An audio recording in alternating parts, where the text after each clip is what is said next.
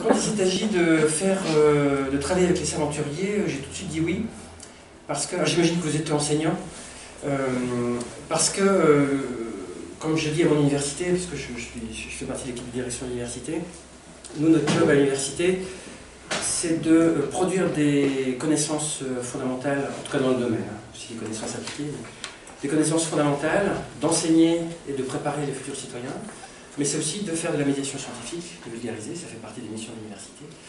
Cependant, c'est pas trop notre job d'aller chercher les gens dans les écoles, notamment les enseignants. Ça, on a plus de mal. Alors, soit on a des copains, on a des connexions, etc. Mais si on n'en a pas, ou si on n'a pas le temps, c'est compliqué. Donc, l'aventure des aventuriers est particulièrement pertinente pour nous, parce que, quelque part, les aventuriers nous amènent clé en main des enseignants, volontaires, des classes et tout. Nous, on n'a plus qu'à dire oui, à signer, et on fait des projets avec eux. Et donc, nous, les chercheurs, ça nous fait gagner du temps. Ça nous donne un public déjà disons, motivé, en tout cas des classes auxquelles nous, on n'a pas forcément accès, parce que pareil, les circuits des rectorats, tout ça, ça nous est un petit peu étranger. Et donc, c'est un partenariat que je trouve extrêmement fertile et productif, en tout cas nous chercheurs. Alors, ce matin, je vais essayer de tenir en 35 minutes à peu près, vous présenter, de montrer l'astrophysique telle que moi je la vois et ce que je présente en gros aux élèves. J'ai fait un petit condensé parce que parfois quand je vais dans les lycées, c'est pas dans le cadre des aventuriers, mais parce que c'est plutôt eux qui viennent, mais quand je vais dans les lycées, en général, je passe 1 heure, 1 heure et demie, même les écoles élémentaires, d'ailleurs, je vais dans les écoles élémentaires la semaine prochaine. Donc je propose une présentation très interactive, parce qu'évidemment, les enfants ou les élèves, au bout de 20 minutes, tout le monde s'endort, les adultes aussi d'ailleurs. Hein. Donc j'essaie que ça soit interactif. D'ailleurs, je vais vous donner des exemples de ce que je fais avec les enfants. Oui, c'est très simple. Et puis après, on laissera du temps à la discussion, parce que je crois que c'était ça aussi l'intérêt. Hein. Voilà. Alors, pendant que je parle, j'ai mis cette petite vidéo d'introduction qui provient de l'Agence spatiale européenne. Donc moi, je m'intéresse à l'origine de l'univers, c'est-à-dire au Big Bang, à la formation des galaxies, et formation des premières structures dans l'univers. De manière observationnelle, parce qu'il y a aussi, j'ai des copains théoriciens qui prédisent tout ça, mais moi c'est de manière observationnelle. Et j'utilise un satellite qu'on a fabriqué en partie à Orsay, mais en France et en Europe, qui s'appelle Planck, dont je vais parler dans quelques instants, et qui est le satellite qui a mesuré avec la plus grande précision jamais obtenue l'âge de l'univers, sa composition. Et je vais vous expliquer en 2 mots, et c'est ce que je fais aux élèves, comment on y arrive, parce qu'il n'y a rien de magique. Donc ça vous va, je fais une petite présentation, une petite... S'il y a des questions, des trucs que vous ne comprenez pas, évidemment, interrompez-moi, c'est dommage de garder les incompréhensions jusqu'au bout. Donc je commence toujours en disant qu'on a une ambition scientifique. L'ambition scientifique, c'est pas juste, même si c'est important, d'aller sur Mars pour regarder le caillou et la composition, de regarder la belle galaxie, parce que c'est celle sur laquelle mes collègues ont bossé depuis 25 ans, d'étudier le Soleil, parce que c'est plus facile, c'est juste à côté, etc.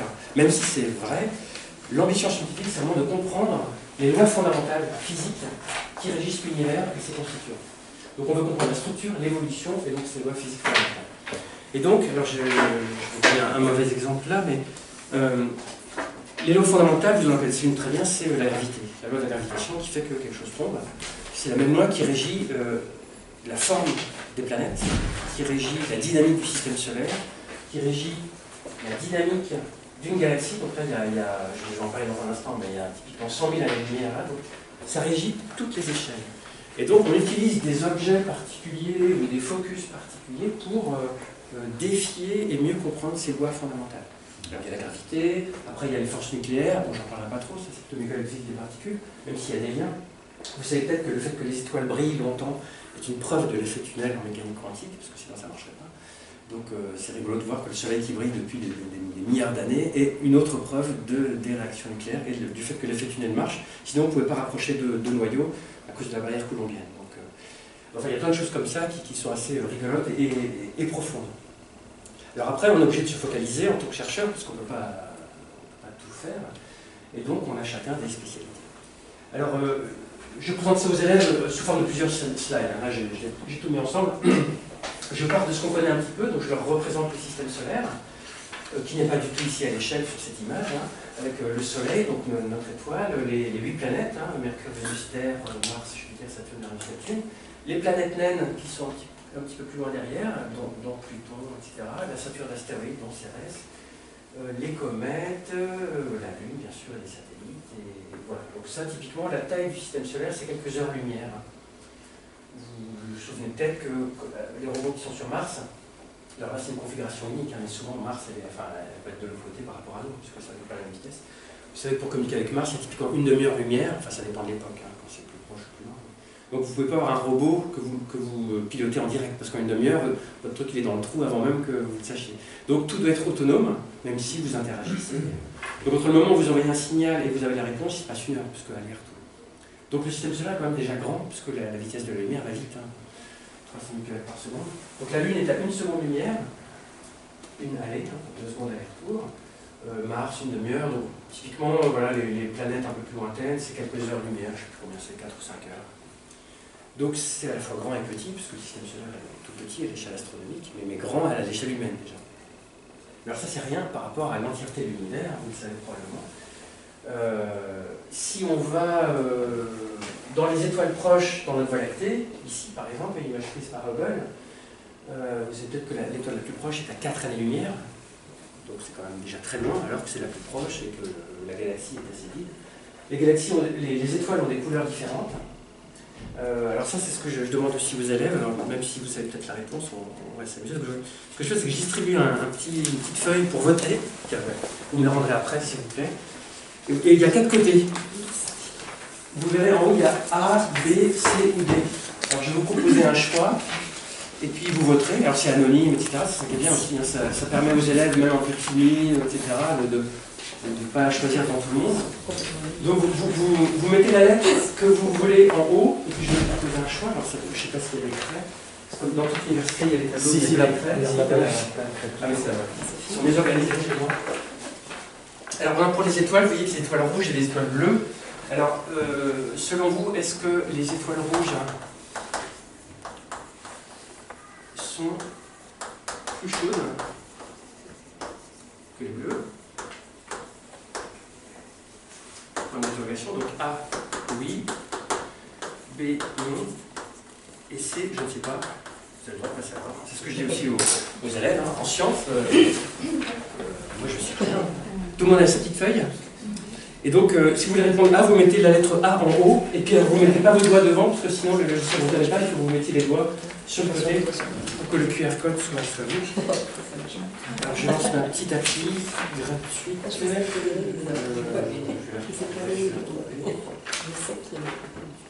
Ça sent le piège.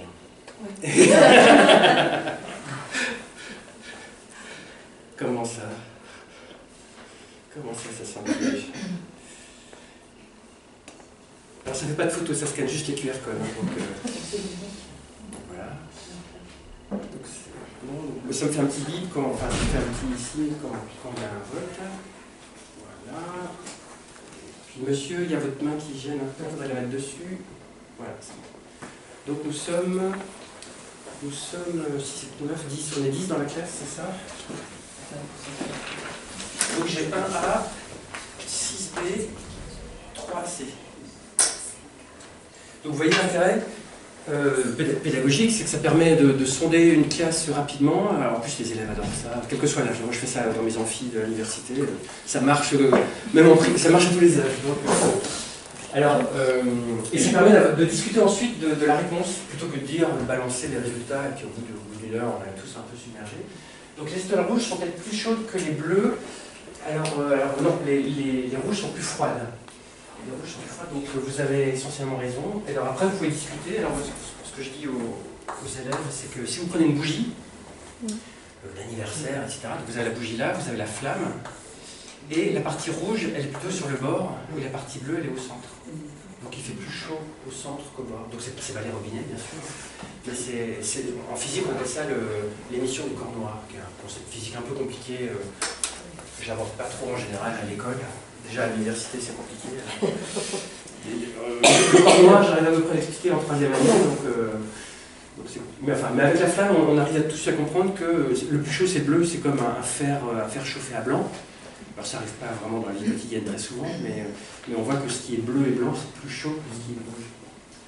Donc juste avec la couleur, on arrive à comprendre un peu la physique des objets dans l'univers. Alors là, on peut comprendre leur température, et en plus demander pourquoi ils ont une température différente.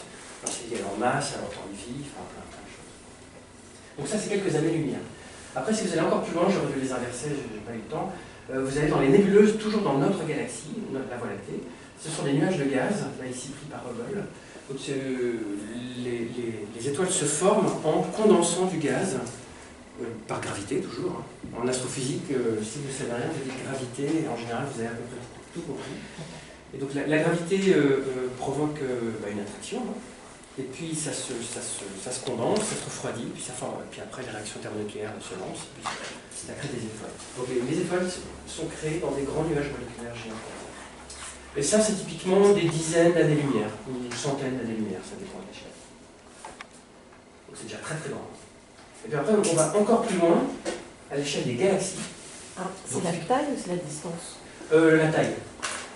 Typiquement la taille de ce truc-là, c'est des dizaines ou centaines d'années-lumière, selon la masse, l'endroit, etc. Ah oui, puis après la distance par rapport à nous, ça peut être 100 000 années-lumière, parce que nous, on est sur un bord, des nuages comme ça, il y en a aussi sur l'autre bord. Voilà. Donc, ce que je disais, c'était la taille typique, effectivement. On peut voir ça comme la taille du carré, par exemple. D'ailleurs, je pourrais faire ça la prochaine fois, mettre une échelle sur les carrés. Et ensuite, vous avez donc les galaxies. Alors, celle-là, c'est pas la nôtre, hein, c'est prise en infrarouge avec Spitzer, par le satellite sur lequel j'ai travaillé quand je travaillais aux États-Unis pour la NASA. Là, vous avez typiquement 100 000 années-lumière de part et d'autre, de diamètre. Alors, une galaxie, c'est quoi? C'est un ensemble d'étoiles, de gaz, comme ça, de planètes, bien sûr, mais en masse, ça compte rien. Les étoiles, et puis de la matière noire. Ça, la matière noire. On n'en parle jamais dans les bouquins. J'ai essayé de coécrire un bouquin de vulgarisation il y a quelques années. C'était dur à faire passer parce que les gens recopient un peu ce qu'ils trouvent dans les autres bouquins et sur Internet, etc. Et la matière noire, pourquoi on n'en parle jamais? Parce qu'en fait, on ne sait pas ce que c'est. Sauf que c'est faux de dire dans les livres, bah ouais, les galaxies, c'est juste des étoiles, du gaz et de la poussière, ce qui est vrai, mais il manque l'essentiel. Hein. Typiquement, 80% de la masse, c'est la matière noire. Selon notre compréhension actuelle. On n'a jamais vu de matière noire, on n'en voit que ses effets. Mais ces effets sont ultra bien prédits par la théorie de la gravitation. Donc on se dit, bah, c'est une matière qu'on ne voit pas. L'autre alternative, enfin, parmi les autres alternatives, c'est que la théorie de la gravité ne marche pas. Ce qui est possible, hein. Sauf que là, on l'a vu avec la théorie gravitationnelle, on l'a vu avec plein de choses, pour l'instant, la théorie de la gravité marche plutôt bien. Mais voilà, la science n'est pas une contradiction près. Donc il y a beaucoup de matière noire là-dedans qu'on ne voit pas, qui est une matière qui se distribue vraiment à grande échelle, typiquement à l'échelle des galaxies, et qui fait qu'il y a beaucoup de masse, et donc ces structures restent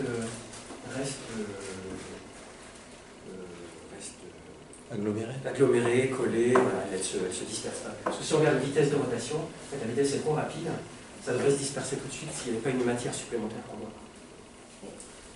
Et puis après, on va encore plus loin. Donc, je ne connais pas la distance de cette galaxie, hein, qui est Messier 81, mais c'est plusieurs millions d'années-lumière de nous.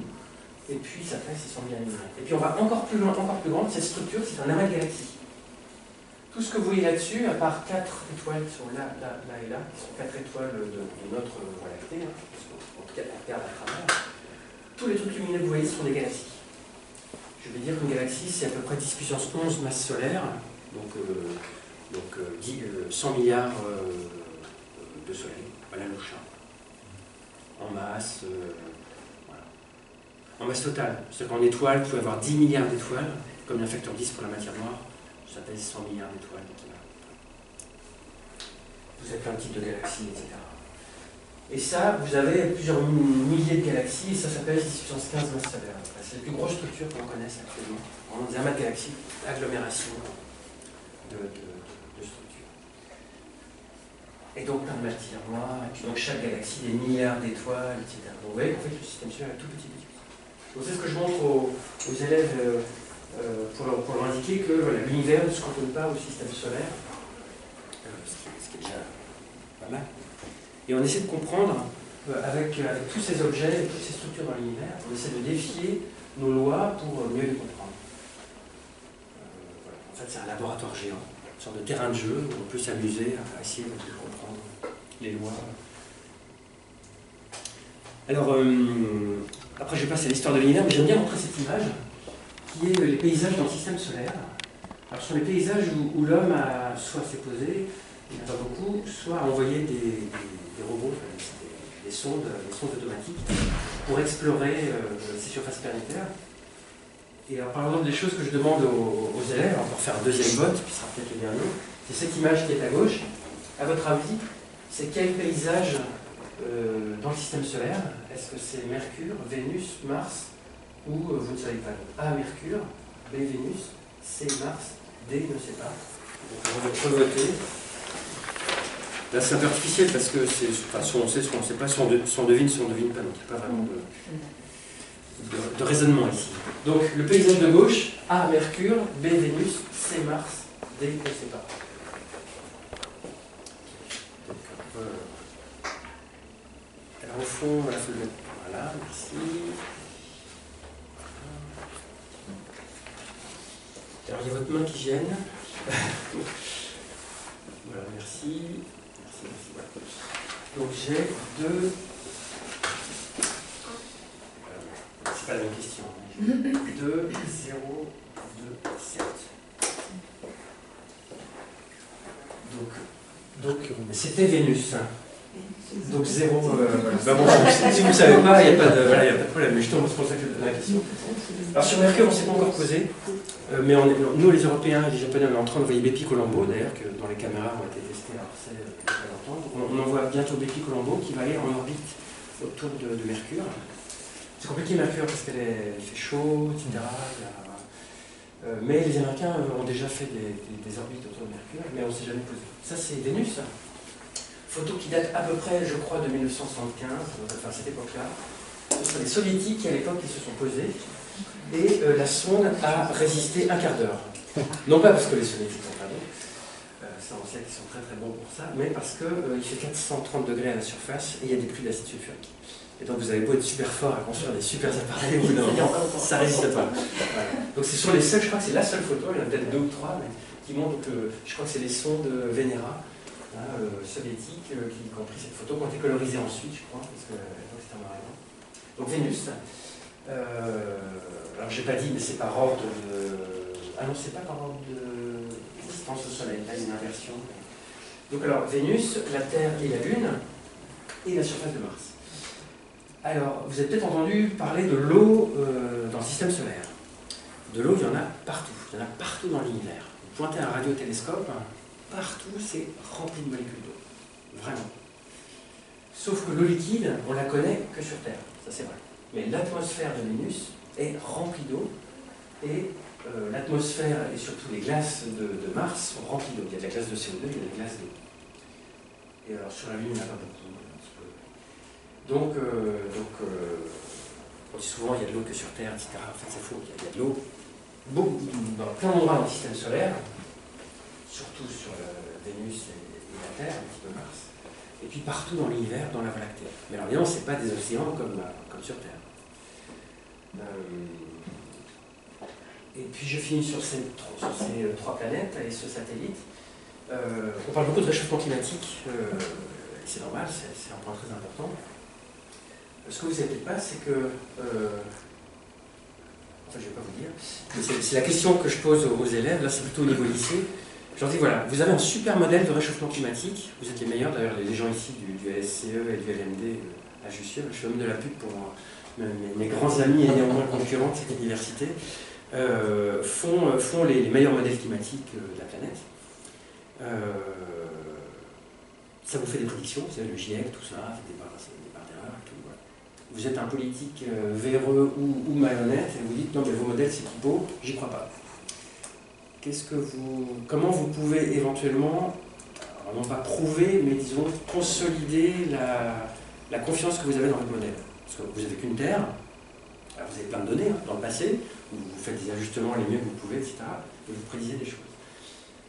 Comment vous pouvez essayer d'augmenter le degré de confiance de vos prévisions face à des gens qui diraient ouais non mais votre modèle, qu'est-ce qui nous prouve qu'il n'est pas si mauvais que ça? On peut se baser sur des connaissances, mettons, il y a 200 ans, et à partir des années 1800, et reproduire des hypothèses, et qu'on peut vérifier maintenant ou pas. Ça, effectivement, ça c'est une des méthodes. Alors souvent, ils ingèrent toutes les données passées aussi pour bien ajuster les modèles. Mais en termes prédictifs, c'est un petit peu plus difficile de... Enfin, on a un jeu de données limité dans le passé, et pour voir l'avenir, c'est toujours un peu difficile. Donc, ce qu'on fait, en fait, on utilise Mars et Vénus. Ben ouais. Alors, on change la composition, bien sûr, parce que c'est pas la même composition, on change la pression, etc. On change et on applique le modèle. Ben oui. Parce que si c'est un modèle qui marche, ça va marcher sur les autres. Ben ça marche. Enfin, pour être précis, il y a des trucs qui ne marchent pas, qu'ils ont changé pour que ça marche.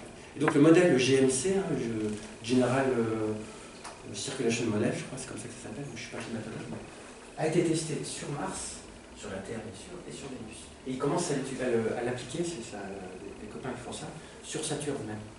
Parce que si les lois physiques sont les mêmes partout, ça va marcher partout.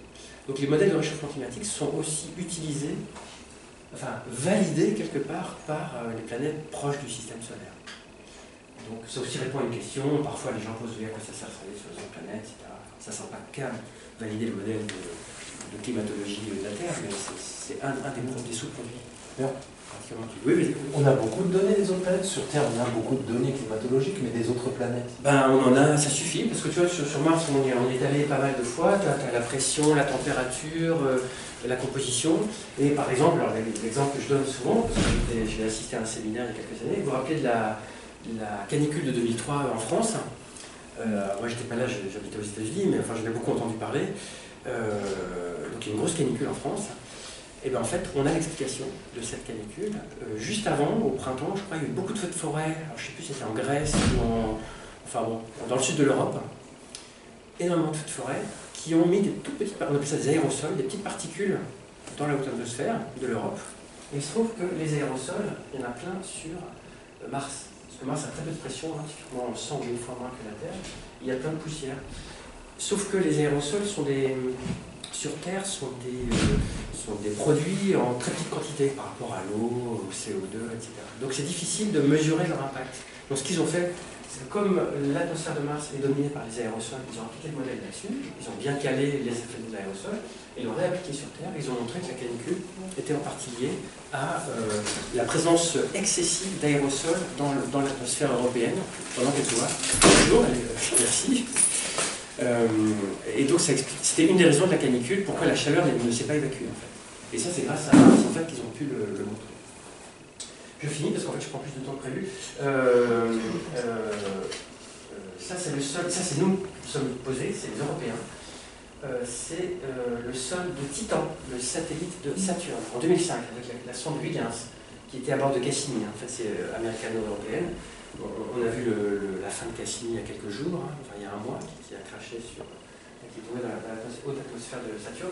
Et donc en 2005, on avait lancé un petit module qui a vu des roches et des rivières, sauf qu'il fait à peu près moins de 200 degrés, donc c'est pas des rivières d'eau, ni des roches d'eau, enfin de glace d'eau, c'est du méthane. Donc c'est des rivières de méthane et des rochers de méthane, enfin des glaces de méthane sur Titan. Et puis ça, c'est la comète Churyumov-Gerasimenko, sur laquelle nous aussi, les Européens, nous sommes posés, première mondiale, avec l'atterrisseur Philae de la sonde Rosetta. Et cette image est obtenue avec une caméra qui a été fabriquée à Orsay, dans le laboratoire. Petite caméra de Philae. Alors ça vous ferait rire, parce que les caméras qu'on a là-dedans, hein, elles sont 1 million de fois plus modernes que ça. C'est une petite caméra 600 par 400 pixels noir et blanc. Donc vous vous rappelez, arrivée 2014 de Philae sur le Chury, lancement 2004, livraison des instruments 2000, conception 95. Voilà. Donc la technologie qu'on envoie, elle doit être robuste, parce que c'est resté 10 ans dans l'espace interplanétaire, bombardé, etc. Puis quand ils ont appuyé sur ON, il fallait que le bout ça s'allume et ça marche. Donc il y a des contraintes dans le spatial, je suis dans un laboratoire spatial, vraiment qui sont spécifiques, et tout ce qu'on envoie est technologiquement dépassé. Mais c'est robuste, nickel. Parce que là, votre smartphone, si vous le mettez dans l'espace, hein, vous savez, il dure à peu près 1 seconde et demie. Là, il fait plus de 200 degrés d'un côté, moins 100 de l'autre, ça fond, ça explose, il n'y a rien qui tient. Donc il n'y a aucun matériau qui tient. Donc il faut concevoir des systèmes qui répartissent la chaleur et les rayonnements de manière rusée. Parce qu'il n'y a rien qui tient. 300 degrés de gradient sur quelques centimètres, il n'y a rien qui tient. Donc il faut un système d'évacuation. Voilà. Alors, ce que j'explique aussi aux élèves qui veulent entendre, c'est voilà, comment on comprend l'univers aujourd'hui sur ce schéma de visualisation. Le scénario du Big Bang. Alors, le scénario du Big Bang commence par une sorte d'explosion, c'est pas une explosion, mais en tout cas une matérialisation à partir du vide, une grande quantité d'énergie. Et puis l'espace-temps se dilate, donc ça se dilate dans rien, c'est difficile à comprendre. Personne, voilà. Ne vous inquiétez pas si c'est compliqué, même, en fait on n'arrive pas vraiment à le voir, mais donc ça s'étend dans rien, c'est vraiment l'espace-temps qui se dilate, et donc un peu comme un gaz qui se dilate, ça c'est la densité des croix. Donc il fait très très chaud, il y a un système d'inflation cosmique, c'est-à-dire que ça projette à des échelles macroscopiques les fluctuations quantiques. Et puis vous avez là la synthèse des éléments légers. Hein. Alors ce que je dis aux élèves, c'est facile aussi, c'est quand on boit de l'eau, voilà, on boit de l'eau dedans, donc il y a de l'eau, c'est H2O, donc 2 atomes d'hydrogène et un atome d'oxygène, bah, tout l'hydrogène qui est là-dedans a été créé pendant les 3 premières minutes de l'univers. Ça on est absolument certain. C'est ce qu'on appelle la nucléosynthèse primordiale. Et ça, on le sait depuis les années 50 à peu près. Et c'est sûr de sûr. L'hélium aussi, le lithium aussi. Après tout le reste, tout ce dont nous sommes faits, le carbone, l'oxygène, voilà, l'or, l'uranium, que sais-je, c'est créé dans les étoiles ensuite. On appelle la nucléosynthèse stellaire. Mais tout l'hydrogène, c'est créé dans les 3 premières minutes de l'univers. Et puis l'univers se refroidit, et il arrive un moment où il devient transparent. Et c'est pour ça qu'on a cette image du fond cosmologique, la première lumière qui peut se déplacer librement. Avant, il y a plein de lumière, mais un peu comme dans un brouillard ou à l'intérieur du Soleil, elle est constamment absorbée et réémise. C'est ce qu'on appelle le fond cosmologique, ou réellement fossile, et que Planck a observé. Après, l'univers est neutre, hein, avec que d'hydrogène et d'hélium, et puis progressivement, ça se relance, et puis la matière noire, bien sûr, même si on ne sait pas ce que c'est. Et puis, vous avez les premiers objets qui s'allument, les premières étoiles, dans des, probablement, galaxies.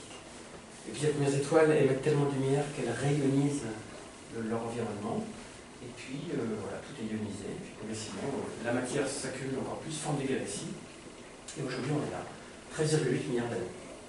Et tout ça, c'est pas ni un dogme, ni une histoire complètement écrite. Hein. Chaque jour, on révise ça. Et tout ça est lié aux théories, un cadre théorique et des observations. Hein, les astrophysiciens ont un problème, c'est qu'on ne peut pas agir sur notre objet d'étude. Je ne peux pas recréer un Big Bang, alors si sur ordinateur, mais bon, l'ordinateur ne fait que reprendre ce qu'on a mis. Même si c'est petit.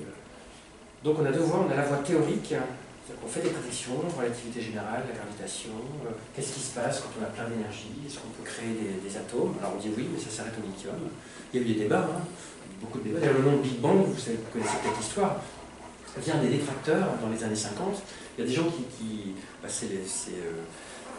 j'ai oublié son nom, un astrophysicien célèbre, mais dans les années 50, qui pensait complètement idiot que les éléments étaient créés au niveau du Big Bang. Il pensait, lui, que c'était fait dans les étoiles. Et c'est d'ailleurs lui qui a prouvé que la nucléosynthèse stellaire était importante, parce qu'il y avait beaucoup plus d'atomes, enfin d'espèces d'atomes qui étaient créés dans les étoiles, qu'au moment du Big Bang. À l'époque, dans les années 50, les promoteurs du Big Bang, qui ne s'appelaient pas encore Big Bang, pensaient que tous les éléments étaient créés au moment du Big Bang. Et eux, en voulant détruire la théorie du Big Bang, ont prouvé que finalement, ils avaient en partie raison, que tous les atomes ne sont pas créés au moment du Big Bang. Et le nom de Big Bang vient de ces détracteurs dans les années 50, en disant mais c'est quoi cette théorie débile, grand boom, Big Bang, et puis c'est ce nom qui est resté en fait, donc c'était le nom des détracteurs qui est resté dans l'histoire. Donc on a la voie théorique, donc voilà, physique des particules, relativité générale, physique, voilà, et puis des observations. Quand vous voyez en 1929, quand Hubble voit en 1929 l'astrophysicien que toutes les galaxies s'éloignent, il a beau être d'accord ou pas avec ça, il voit que ça s'éloigne. Donc, il a découvert l'expansion de l'univers. Pareil, j'ai envie de dire, ça plaît à personne, mais il faut bien rendre compte de ce qu'on observe. Donc, cette notion d'expansion, il a fallu la rendre compatible avec les théories, et maintenant, on a une théorie dans laquelle à peu près tout se tient, le duo, l'énergie noire et la matière noire. Alors, comment on étudie ça de manière scientifique? On envoie un satellite, Planck. J'aime bien montrer cette vidéo parce que là c'est court. C'est en 2009, on a lancé Planck et Herschel sur une Ariane 5. Donc un moment très intense. Pareil, 15 ans de travail, etc. Et puis on espère que ça va pas foirer. Et heureusement c'est très bien passé. Donc il faut aller dans l'espace parce qu'on mesure des rayonnements ultra faibles. Ultra faibles, ultra ténus. Donc l'atmosphère nous absorbe la moitié et nous gêne beaucoup. Donc voilà, ça c'est une simulation. Donc Ariane 5 éjecte ses EAP, et tâches d'accélération à poudre. Ensuite, bon, la coiffe s'ouvre, vous avez Herschel qui est en haut, sur lequel j'ai travaillé aussi, mais bon, j'en parle pas aujourd'hui. Donc on largue Herschel. Ensuite, le module se décale pour éviter les collisions. Le SILDA va s'en aller. SILDA, c'est le système lancement d'eau de l'Ariane. Voilà. Et puis Planck est là. Alors on met en rotation, alors pareil, on change de direction. On met en rotation, vous allez voir pourquoi. Et puis on le lâche. Et on va au point de Lagrange L2. C'était à 1 500 000 km loin de la Terre, de sorte que le Soleil, la Terre et la Lune soient vraiment dans le dos de Planck et d'Herschel. Parce que les rayonnements qu'on mesure sont très très faibles. Donc dès qu'il y a un bout de lune, etc., ça nous gênait. Et donc pourquoi Planck tournait? Ben, c'est pour ça, parce qu'on voulait voir tout le ciel en 6 mois. Alors ça va illustrer. Donc, Planck tournait comme ça, c'était un petit peu accéléré. Chaque jour il faisait une bande d'1 degré, et puis chaque jour d'après ça tournait. Et puis au bout de 6 mois, vous avez, donc là c'est en gros 6 mois en 20 secondes, au bout de 6 mois vous avez le ciel complet, sans la Lune et la Terre, parce que c'est dans votre dos, donc vous n'avez jamais la Lune et la Terre sur la carte, vous tournez comme ça. Donc c'est le ciel, Planck, dans les ondes millimétriques, ou radio si vous préférez, et vous avez cette merveilleuse carte du ciel complet par Planck, dans les ondes millimétriques, avec notre Voie lactée ici, des poussières de gaz, c'est surtout l'hydrogène très froid, 20 Kelvin à peu près, et puis tout derrière les petits grumeaux, rouge-orange, alors on les a color-codés comme ça. Ça, c'est le fond cosmologique, la première lueur de l'univers, et 1400 000 ans après Big Bang. Et Planck a été un succès monstrueux. Donc, je vous montre l'image de Planck.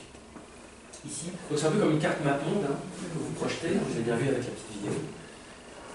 Donc la Voie lactée, les galaxies voisines, un nuage grand, un petit nuage de Magellan, voilà, les constellations, je pourrais vous dire où sont quelques-unes si vous connaissez. Donc ça, c'est l'intensité totale du ciel dans les ondes millimétriques. Maintenant, si on fait un zoom sur cette image, non pas en position mais en intensité, on va zoomer plus d'1 million de fois pour avoir les toutes petites échelles, les toutes petites fluctuations. On obtient cette fameuse image que vous connaissez peut-être, et l'image de Planck. Donc c'est le fond cosmologique, avec vraiment la différence entre les plus et les moins ici, c'est de 50 microkelvin.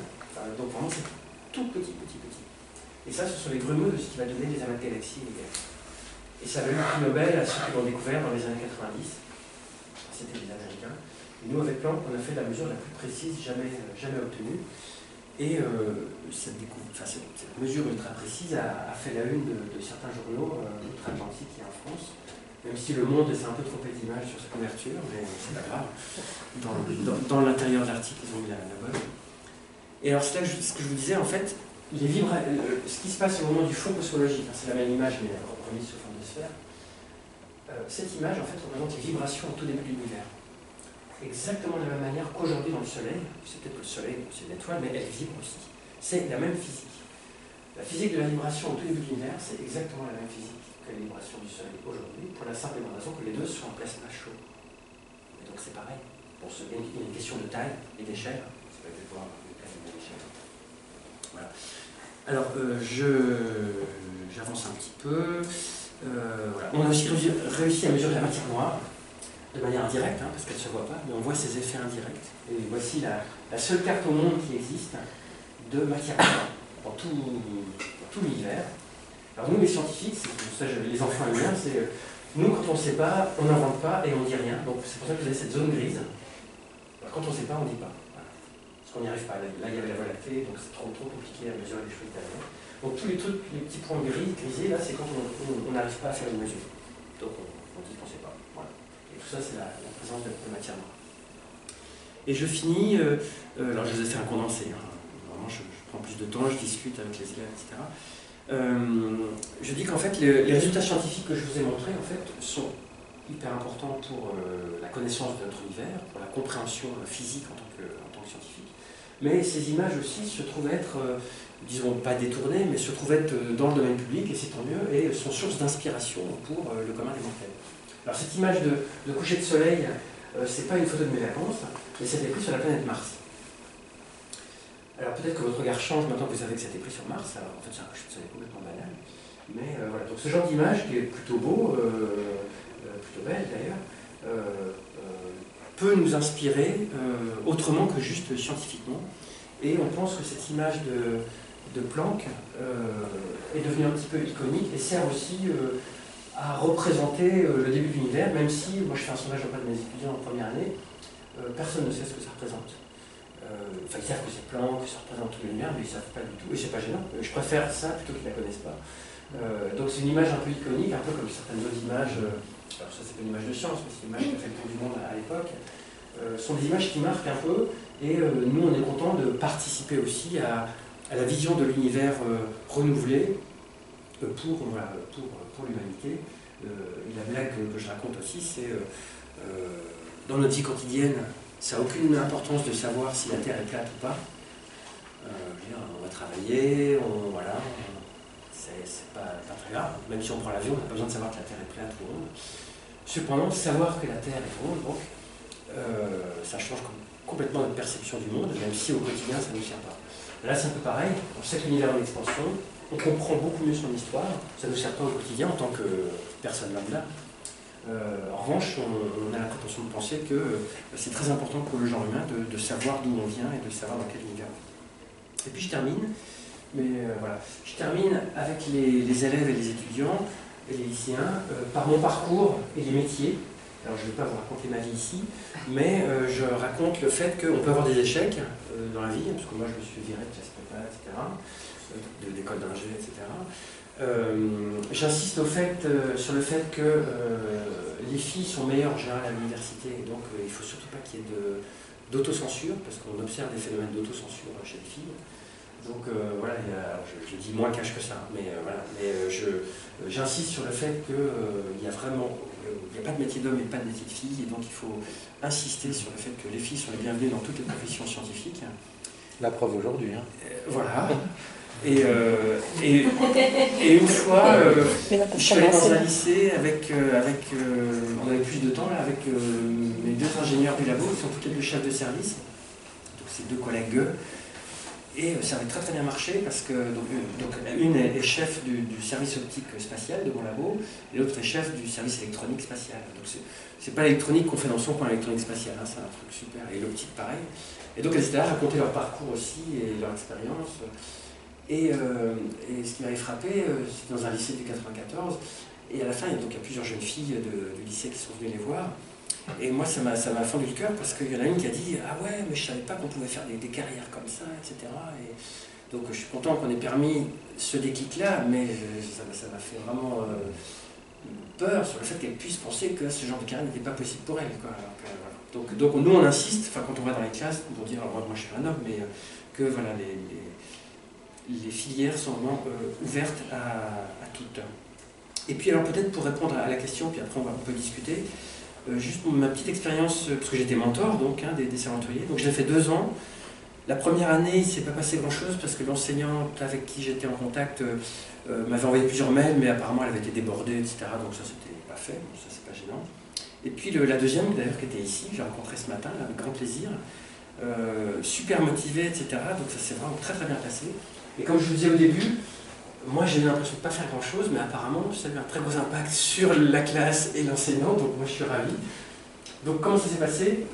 On a pas mal discuté au début de l'année, quand les serventuriers nous ont mis en contact. Donc je crois qu'elle est venue me voir mon labo, donc je suis à Orsay, donc à 20 minutes d'ici en voiture, mais bon, 1 heure en RER. Puis comme elle était à Paris, elle peut venir me voir, mais bon, sinon il y a Skype, il y a plein de moyens de communiquer. Donc on avait dégrossi ensemble les thèmes sur lesquels elle pourrait faire travailler ses élèves. Donc moi je lui ai un peu raconté ça en accéléré. Et on peut se dire, ouais, mais qu'est-ce qu'on va faire travailler les élèves sur l'univers, etc. Donc on a trouvé les aspects plus technologiques. Moi j'utilise la lumière millimétrique, mais aussi la lumière infrarouge dans le passé, à l'image de Spitzer. Donc elle a fait travailler ses élèves sur l'image infrarouge, sur des questionnements à la fois techniques et scientifiques, et un peu liés au programme. Donc les élèves sont venus me voir au labo en novembre, une première fois. Donc je leur ai présenté un peu ce que je vous ai montré. Je leur ai fait la visite de nos installations spatiales, parce qu'on a des salles blanches, etc. C'est très impressionnant pour leur montrer que la science, c'est pas juste un truc qu'on fait comme ça en dilettante.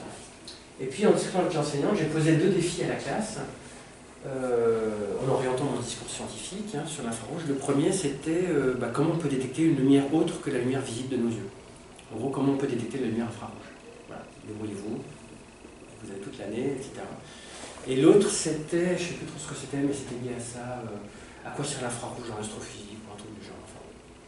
Et après, l'enseignante s'est débrouillée. On aurait pu faire des Skype, etc., mais elle se débrouille très bien, donc il n'y a pas eu lieu. Et puis ils sont venus me restituer et faire des premières manips au labo en janvier, parce que l'enseignante trouvait que c'était important que les élèves viennent présenter devant moi et mes collègues, puis en plus je leur faisais une sortie, etc. Mais bon, c'était pas obligé, hein. J'aurais pu moi aller au lycée. Et là c'était vraiment le moment clé, parce que c'était les étudiants qui présentaient leur travail.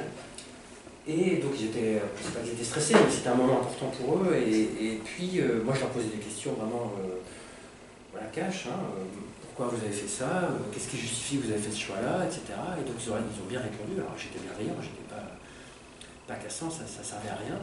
Mais donc ils ont bien répondu. Et puis surtout, ce que m'a dit l'enseignante, c'est qu'il y a des élèves qui se sont révélés, plein d'élèves qui se sont révélés, mais surtout chacun a trouvé un projet à sa mesure. Par exemple, il y a un élève qui apparemment était très faible au niveau scientifique, et qui en fait s'est mis à construire une maquette de la sonde Mars Express.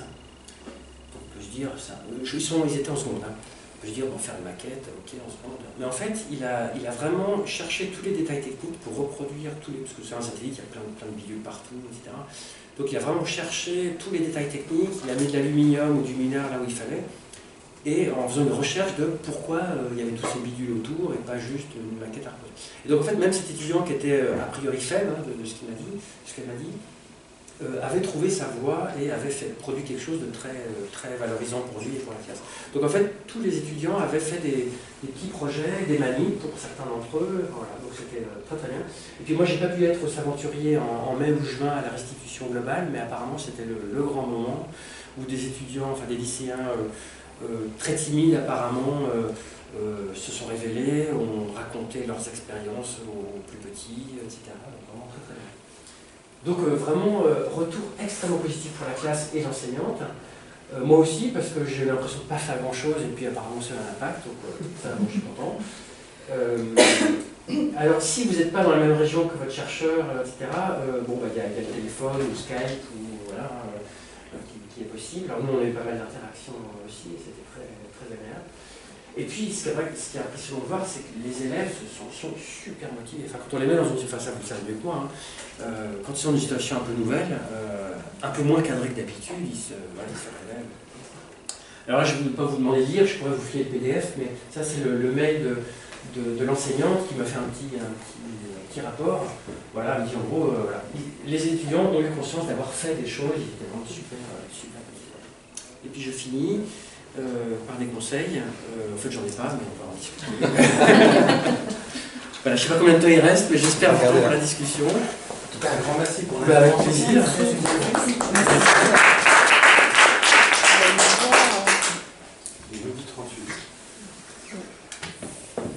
C'est des questions, des conseils. Oui. Très rapidement.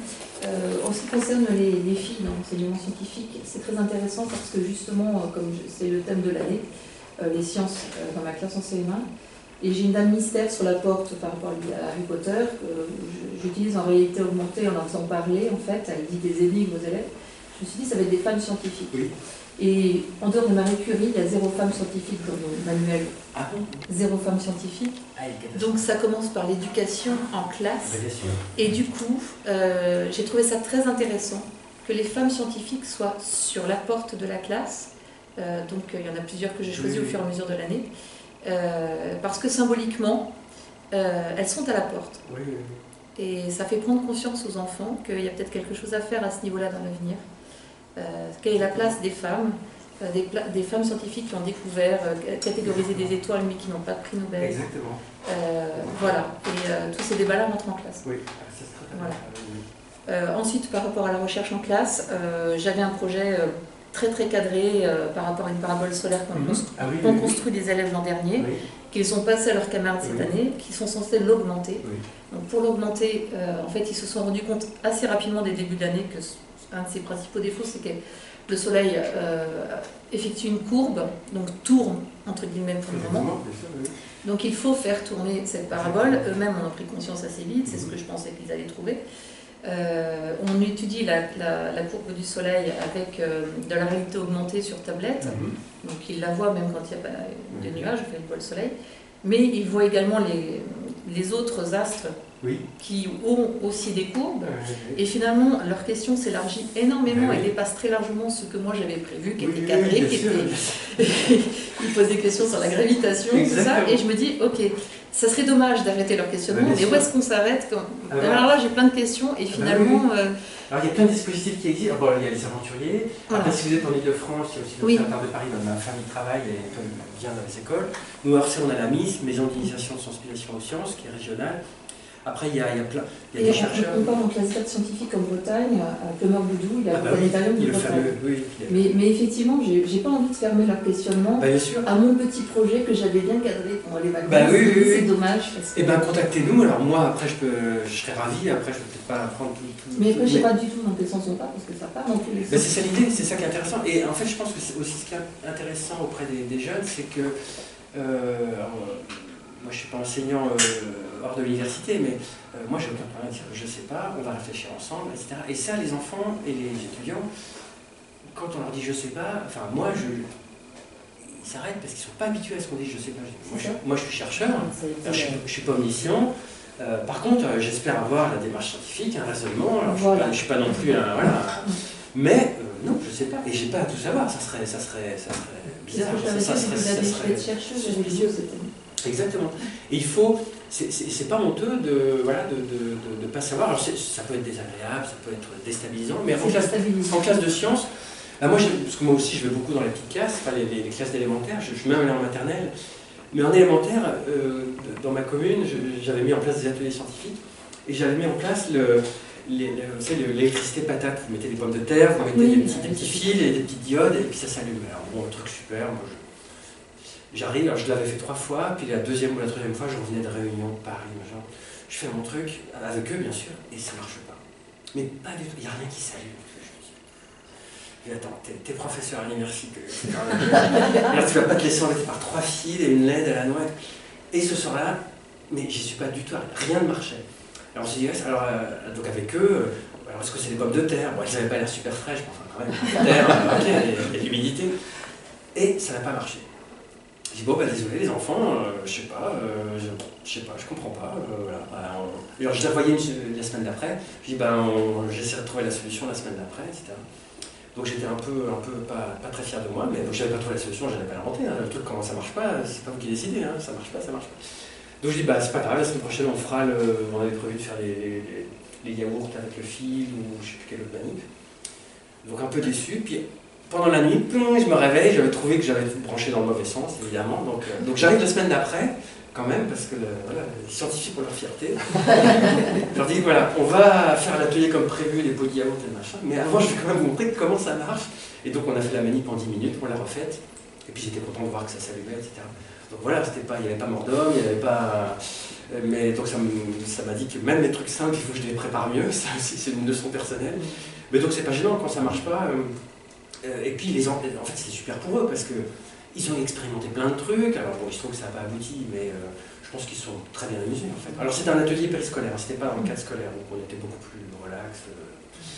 Mais voilà, même les trucs les plus simples, même pour moi, parfois ça merde et c'est pas grave. Il faut juste qu'ils comprennent, mais ça vous êtes bien armés pour le faire, qu'on comprenne la démarche. C'est qu'on ne fait pas du grand n'importe quoi, même si on a envie de tout tester, c'est sympa, mais un petit cadre qui dit qu'est-ce qu'on veut tester, comment on s'y prend, ce qu'on a appris des tests, on le consigne, et puis pour ne pas le refaire 25 fois, qu'on a oublié de le faire, etc. Mais avec ça, même si ça ne marche pas, ils s'amuseront, ils apprendront des choses. Puis après, en termes de ressources, là, il y a plein de... je ne sais pas dans quelle région vous êtes dans quelle région? Moi, je suis à la limite de la Normandie, mais je suis en Ile-de-France. D'accord. Il y a tellement la jolie. D'accord, il y a plein de structures, je ne sais pas s'il y a les petits DEM ou etc. à Mantes-la-Jolie, mais sinon il y a le VSQ. Les petits débrouillards à Mantes? Peut-être, oui, mais je crois qu'il y a des choses. Mais sinon, il y a une des universités les plus proches de chez vous, c'est quoi? C'est Versailles-Saint-Quentin, c'est nous, à Sud, Orsay, voilà, je suis à Orsay, il y a plein de ressources. Nous, vraiment, les universitaires, on est ouverts, comme je vous dis, nous, ce qui est difficile, c'est de trouver les contacts, etc. Mais il y a nos mails, il y a nos structures. faut insister un peu parfois, parce que dans le flow de mail, parfois ça peut passer. Mais nous, on est ravis de vous aider. Après, il y a l'Observatoire de Paris, qui a un programme très, très ambitieux. Ils mettent des heures d'enseignants, chercheurs pour faire des parrainages ou faire du soutien comme ça à distance. Parce que c'est dommage d'être bloqué pour 2 questions, quoi. Alors moi, j'ai fait une demande de parrainage. Oui. J'attends. J'attends. Mais on est en octobre. Ah bah faut relancer peut-être, non? Ah mais j'ai fait une demande récemment. Ah d'accord. Donc, vous êtes en retard. C'est-à-dire que... Non mais ça marche toute l'année. Parce que moi j'avais... L'année dernière, j'avais suivi le MOOC Les aventuriers du cerveau. Oui. Donc j'étais partie, mais je ne sais plus quelle période de l'année, mais c'était déjà bien avancé dans l'année scolaire. Bon, il s'avère qu'effectivement, j'avais pas de mentor, tout ça. Donc j'ai commencé, mais ça n'a pas forcément été... très très loin, donc là je me dis cette année il faut absolument que je me trouve un mentor. Donc c'est vrai que c'est la difficulté, qui contacter, comment contacter, etc. On est parfois démunis pour savoir, voilà, les emails, je veux bien, mais bon, il faut trouver les noms. Voilà. Donc, alors normalement les parrainages ça marche bien parce qu'ils ont vraiment, ils peuvent répondre à la demande. Ils ont plein d'anciens chercheurs, même parfois nous on en fait à Orsay parce qu'ils demandent aux collègues des universités alentours, quand ils ont trop de demandes, nous on est ravis d'aider, etc. Donc peut-être relancez-les, parce que mais normalement ils n'ont pas de problème de limitation. Et j'ai vu qu'il y avait effectivement un parrainage spécifique s'aventurier cette année. Oui. Parce que l'année dernière, c'est pour ça que moi j'ai pas bien compris la question, mais le travail des aventuriers, c'est de vous parrainer avec un chercheur. Alors il y a des enseignants qui préfèrent le trouver eux-mêmes, ça arrive, mais alors du coup, parce que bon, moi je suis le MOOC là, qui débute, donc c'est pour ça qu'on n'est pas encore arrivé au bout, mais qui débute en astrophysique.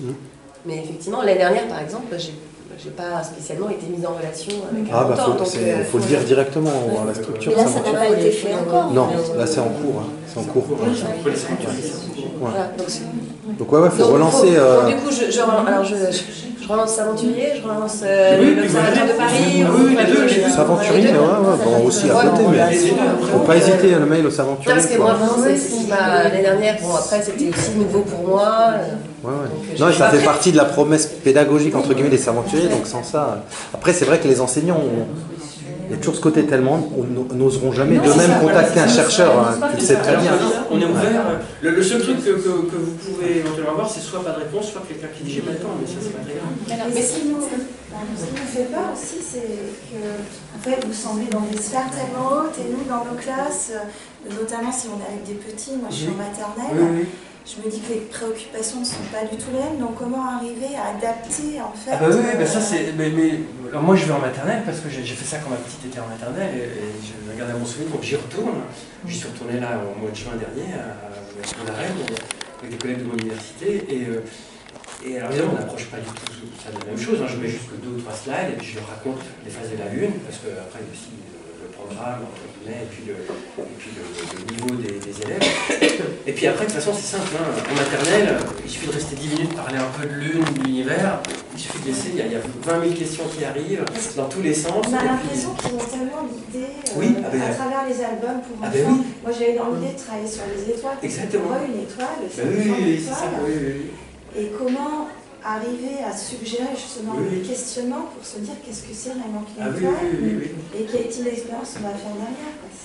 Alors c'est plutôt des expériences d'observation, alors en plus l'hiver arrive, donc, sauf que la nuit tombe quand même si elle tombe tôt, elle tombe tard par rapport aux horaires scolaires. Oui c'est ça, on va pas les faire vivre. Voilà, c'est ça, il faut leur suggérer chez eux d'observer, parce que le soir de temps en temps, alors là Jupiter est en train de se coucher, mais de temps en temps il y a un astre brillant, la Vénus c'est du matin en ce moment, mais quand Vénus repassera le soir, je pense d'ici quelques mois, parfois Vénus on la voit l'hiver super brillant, etc. Vous dites, demandez à vos parents avec vous de regarder 5 minutes le soir avant de vous coucher. Quand on est en ville, on voit pas beaucoup d'étoiles. Ah oui, mais alors justement Vénus c'est super brillant, Vénus là c'est... On voit très bien Jupiter, c'est Saturne. Exactement. Donc ça pareil, faites-vous parler. Moi je pense que le démarrage par l'observation est plus intéressant qu'il peut aller dans notamment de la Lune. Parce que la Lune, on peut la regarder. Les phases de la Lune, c'est super. Il y a des voir, programmes comme ça d'observation de phase de la Lune, ça s'appelle le Monde Journal. Enfin, nous on avait découvert ça aux États-Unis, ça doit exister en français maintenant. L'idée c'est sur un mois, faire dessiner les phases de la Lune. Alors, vous pouvez le faire en classe parce que la Lune est visible le jour. Et moi, la première question que je leur pose en arrivant, c'est est-ce qu'on peut voir la Lune le jour, la nuit ou les deux? Alors, évidemment, tout le monde répond la nuit. Alors bon, après on demande de réfléchir, ouais, vous avez vraiment jamais vu la Lune de jour, etc. Donc les faire observer tous les jours, même s'il y a des jours de nuages, etc.